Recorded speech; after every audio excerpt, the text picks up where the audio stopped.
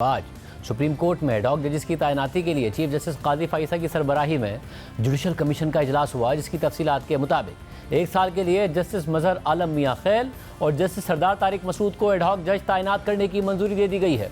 Justice मजहर आलम मियां खैल का नाम 6-3 की अक्सरियत से मंजूर किया गया, जबकि जस्टिस सरदार तारिक मसूद के नाम पर जस्टिस मुनीब अख्तर के अलावा जुडिशल कमीशन के तमाम अराकीन ने इत्तफाक कर लिया। जस्टिस मुनीब अख्तर की जानिब से जस्टिस मजहर आलम मियां खैल के नाम की भी मुखालफत की गई।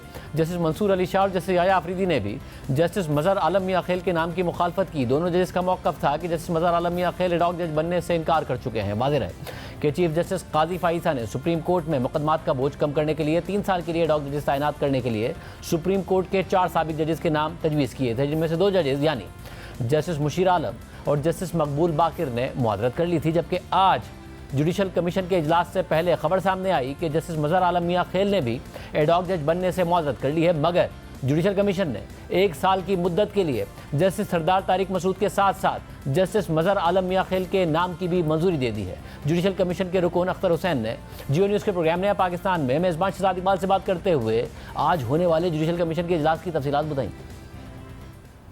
जस्टिस तारिक मसूद साहब के बारे में तो होल कमीशन 9 मेंबरों ने उनकी तारीफ की। जो इख्तलाफ था, एक वो जस्टिस मुनीब अख्तर साहब का था, और मुनीब अख्तर साहब ने ये कहते हुए कि वो बहुत इज्जत करते हैं, एहतराम करते हैं और बहुत काबिल और सीनियर जज हैं, लेकिन उनका एतराज़ सिर्फ इंटरप्रिटेशन ऑफ आर्टिकल 182 के हवाले से था। तो बाकी जो है 8(1) के लिहाज से उनका नाम अप्रूव हुआ। जहाँ तक जस्टिस मियां खैल साहब का ताल्लुक है, उनका भी अब उनके नाम का 8 के 8 जज एग्री कर रहे हैं। लेकिन जब ये मसला आया कि उन्होंने पहले कंसेंट दी थी और आज एक व्हाट्सएप के जरिए से उन्होंने कहा कि जो पॉलिटिकल कंट्रोवर्सी जितनी चल रही हैं उन कंट्रोवर्सीज के अंदर वो नहीं पढ़ना चाहते, तो उस पर कमीशन के मेंबरों ने कहा कि ये उनका क्लियरली हाफ हार्टेडली इसका बयान है, तो हम उनके नाम को अप्रूव करते हैं। उनसे दोबारा चीफ जस्टिस साहब बात करते हैं, अगर वो ज्वाइन करना चाहते हैं तो हम उनका नाम अप्रूव करते हैं। अप्रूवल तो 8 के 8 जजों ने उनके नाम की दी।